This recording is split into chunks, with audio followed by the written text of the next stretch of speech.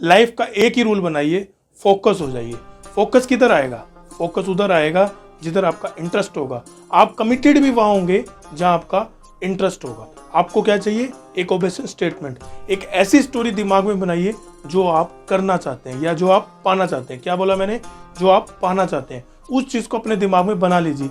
जहां आपका फोकस रहेगा, आपकी एनर्जी अपने आप वहां रह जाएगी। आप चाहे मैरिड हैं या अनमैरिड हैं, क्या बोला? मैरिड है या अनमैरिड है, आपको दोबारा एक जगह शादी करनी पड़ेगी। कहाँ करनी पड़ेगी शादी? पॉसिबिलिटीज के साथ। और एक जगह डिवोर्स भी लेना पड़ेगा। कहाँ? डिफिकल्टीज के साथ। एक बात समझ लीजिए, आप अगर पॉसिबिलिटीज को देखोगे तो वो बड़ी हो जाएंगी और डिफिकल्टीज को देखोगे तो वो भी बड़ी नजर आएंगी। दोनों ही सिचुएशन में दिमाग आपकी उस प्रतिबिंब को कैप्चर कर लेगा जिस चीज को आप देख रहे हैं। वो पॉसिबिलिटीज भी हो सकती हैं और वो डिफिकल्टीज भी हो। इसलिए एक रूल याद कर लीजिए, एक रूल याद कर लीजिए, जो बातें, जो कन्वर्सेशन आपको आपके गोल की तरफ ले जाने के लिए मददगार हैं, एक्सेप्ट इट। और जो बातें, जो कन्वर्सेशन, जो माहौल आपको अपने गोल से दूर लेकर जाने वाले हैं, रिजेक्टेड। क्या बोला? रिजेक्टेड। ध्यान रखिए एक बात को कि जहां आपका फोकस होगा वहीं आपकी एनर्जी लगने वाली है, और जहां आपकी एनर्जी लगेगी वहां अपने आप अपने गोल के प्रति जल्दी से बढ़ने लगे। हमें फोकस करना है अपने गोल स्टेटमेंट पे, केवल और केवल फोकस करना है गोल स्टेटमेंट पे। जो भी आपका गोल है उसको याद कीजिए, जो आपका सपना है उसको याद कीजिए। क्या बोला?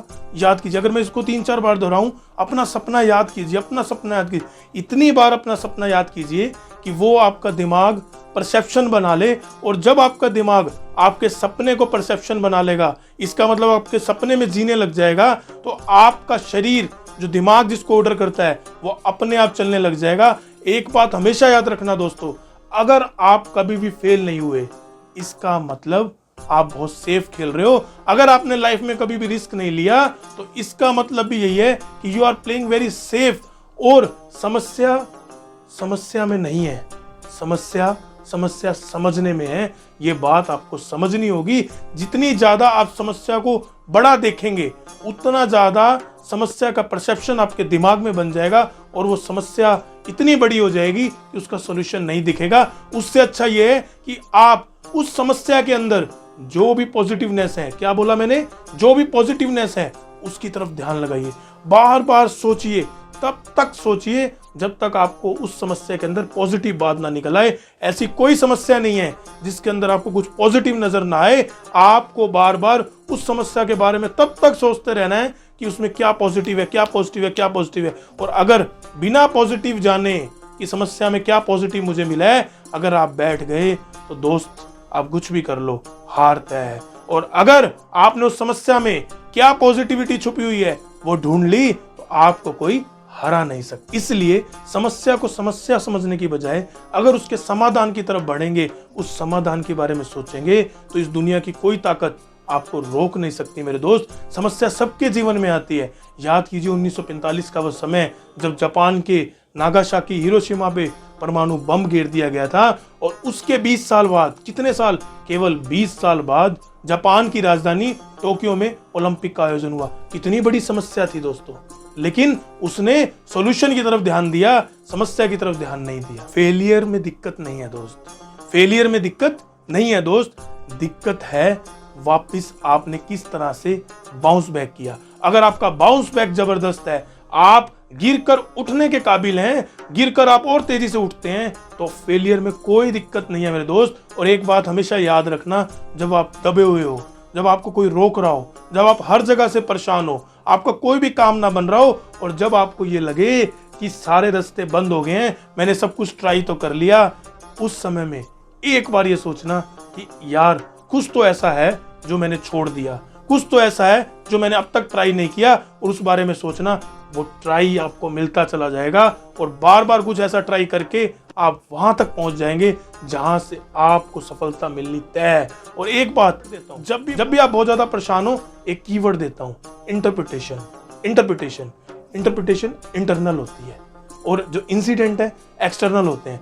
इवेंट कह ले, इंसिडेंट कह ले, आपके हाथ में नहीं है। अपने आप सब कुछ हो रहा है। जापान के हाथ में नहीं था कि वहां पे बम गिर दिए गए, लेकिन इंटरप्रिटेशन, रिस्पॉन्स आपके हाथ में। मैंने क्या बोला कि जो इंसिडेंट है, जो इवेंट है, वो कुछ भी चलता रहेगा, दुनिया में कुछ ना कुछ होता चला जाएगा, कभी कुछ, लेकिन जो उसका रिस्पॉन्स है वो आपके हाथ में है। अगर हम रिस्पॉन्स अच्छा देंगे तो आउटकम अच्छा निकलेगा, इसको कोई भी झुठला नहीं सकता मेरे दोस्त। जब मैं छोटा था तो मेरे एक दोस्त से दोस्ती हुई। वो दोस्त एक धनी सेठ का बेटा था। वो एक बार अपने घर पे लेके गया और उसने मुझे दिखाया कि ये देख, प्लास्टिक पेंट मैंने करवा रखा है। मैंने कहा ये प्लास्टिक पेंट क्या होता है? तो उसने मुझे बोला कि इस पेंट के ऊपर कुछ भी फेंको, चिपकता नहीं है, ये गंदा नहीं होता, कपड़े से साफ हो जाता है। दोस्तों, उस समय मेरे घर में तो प्लास्टिक पेंट नहीं हुआ था, लेकिन एक बहुत बड़ा लेसन मुझे मिल गया था कि हमें अपने अंदर भी प्लास्टिक पेंट करवाने की जरूरत है कि कोई भी नेगेटिविटी फेंके, कुछ भी गलत फेंके तो हमारा ऐसा प्लास्टिक पेंट हो कि वो हमें गंदा ना करे, हमें छोटा ना करे, हमें डिस्करेज ना करे, हमें डिमोटिवेट ना करे। आपको अपने अंदर वो पेंट को इस्तेमाल करना पड़ेगा। एक बात आपको समझनी होगी कि समस्या हर एक के जीवन में आती है, लेकिन समस्या का इनिशिएटिव लेना सबसे ज्यादा जरूरी है। एक बात आप सब सोचिए कि अगर आप किसी नदी के सामने फोटो खिंचवाते हैं, फोटो अच्छी ना आए तो क्या करते हैं? नदी उठा के साइड में कर देते हैं। या अगर किसी पहाड़ के आगे फोटो खिंचवा रहे हैं तो आप क्या करते हैं? फोटो अच्छी ना आए तो क्या पहाड़ को उठा के साइड में रख देते हैं? नहीं ना। आप क्या करते हैं? आप खुद साइड में होकर दूसरे एंगल से फोटो खिंचवाते हैं। इसका मतलब अगर कोई समस्या है और उस समस्या का समाधान नहीं मिल रहा तो अपना फोकस बदलिए, परिस्थितियां मत बदलिए। परिस्थितियां वो रहेंगी, वो आपके हाथ में नहीं है, लेकिन फोकस आपके हाथ में है। जैसे अगर पहाड़ के इस हिस्से में फोटो अच्छी नहीं आई तो आप पहाड़ के दूसरे हिस्से में फोटो खिंचवा लोगे, वैसे ही अगर जो ये सॉल्यूशन नहीं निकला तो कोई और सॉल्यूशन ही सही, लेकिन आपने अपनी परिस्थितियों को बदलने में अपना समय खराब नहीं करना। आपने उसके सॉल्यूशन पे फोकस करना है और फोकस को बार बार चेंज करते रहना है कि आपका रिजल्ट कैसे निकलेगा। नदियां कभी भी पीछे नहीं मुड़ती। क्या बोला मैंने? नदियां कभी भी पीछे नहीं मुड़ती। अगर कोई उनका रास्ता रोकने की कोशिश करता है तो साइड में से निकल जाती है, इधर साइड से निकल जाती हैं, लेकिन वो निरंतर चलती रहती हैं। कभी आपने देखा है कि नदी अपना रास्ता पीछे की तरफ मोड़ ले? वो हमेशा आगे ही बढ़ती जाती हैं। ऐसे ही समस्या आएंगी, लगातार आएंगी, और जिस दिन समस्या आनी बंद हो जाए तो उस खुदा से कहना कि ये भगवान, क्या तूने समझ लिया कि मैं मर गया हूं? क्योंकि जब तक आप जी रहे हैं तो मुश्किलें आएंगी और उसका टेस्ट आपको देना होगा, और वो टेस्ट आपका एटीट्यूड है। आपका एटीट्यूड जैसा होगा आप वैसे ही आगे बढ़ने वाले हैं। एक बात याद रखिएगा, अगर आज आप अपनी परिस्थितियों को ब्लेम कर रहे हैं तो आने वाले समय में आपके बच्चे आपको ब्लेम करेंगे। तब कोई भी रास्ता आपके पास नहीं होगा केवल ये सोचने का कि अगर उस समय मैंने अपना फोकस चेंज कर लेता तो शायद आज रिजल्ट भी चेंज होता। कोई और आपको नहीं उठाने आने वाला। आपकी समस्या है, क्या बोला? आपकी समस्या है, सोल्व कौन करेगा? आप करेंगे। खड़ा होना है, केवल अपने दिमाग का जो इंटरप्रिटेशन है उसको चेंज करना है और इंटरप्रिटेशन को हमेशा पॉजिटिव वे में रखना है। मैं फिर बोलूंगा, इवेंट आपके हाथ में नहीं है, इवेंट आपके हाथ में नहीं है, लेकिन रिस्पॉन्स आपके हाथ में है, और रिस्पॉन्स जैसा होगा आउटकम वैसा ही होगा मेरे दोस्त। केवल अंत में एक ही बात बोलूंगा कि इस बात को समझना बड़ा जरूरी है कि हमारा इंटरप्रिटेशन कैसा है, हम किसी चीज को कैसा देख रहे हैं। आज की वीडियो का मुद्दा यही है कि अगर आपको इंटरप्रिटेशन समझ आ गया, क्योंकि वो आपके हाथ में आपका इंटरनल मामला है, तो आपको सब कुछ समझ आ गया।